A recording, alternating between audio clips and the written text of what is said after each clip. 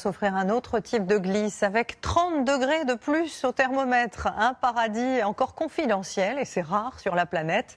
La côte congolaise n'a pas encore été préemptée par les voyagistes et ceux qui l'ont découverte ont un peu hésité à nous la montrer.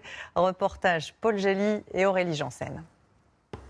D'un côté la jungle et la brousse, de l'autre l'océan. Les plages du Congo sont encore sauvages et souvent désertes. Le paradis secret de quelques chanceux, les surfeurs de la Numbi.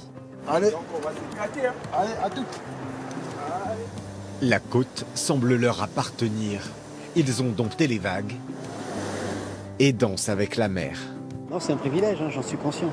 Avec un coucher de soleil comme celui-là, c'est clair que il n'y a pas mieux. C'est plus qu'un paradis, même. Ouais, c'est clair. C'est Nirvana au Congo. Ce site de surf exceptionnel, Patrick l'a découvert quand il avait 20 ans, un peu par hasard. Depuis, ce franco-congolais n'a plus jamais quitté cet endroit.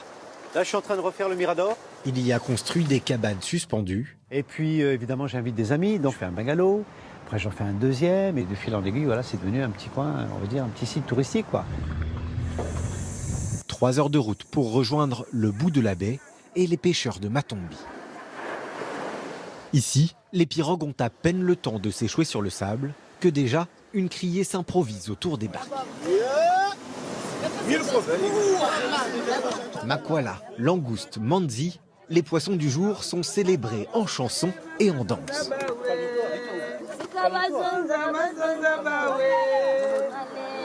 C'est comme une coutume, une danse qui nous rassemble à chaque fois, à chaque matin.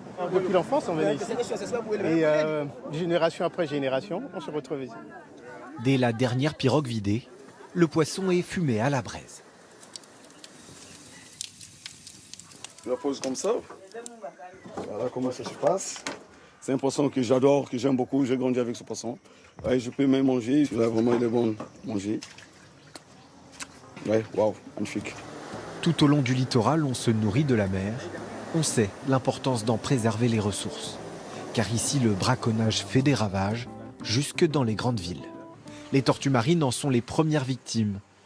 Cette association les accompagne au moment des pontes et protège les œufs très convoités. 57. Lorsque un nid est vu par quelqu'un, oui, les gens vont avoir tendance à récolter les œufs et ensuite à aller les vendre pour les manger tout simplement. La mission est délicate. Près de 150 œufs fragiles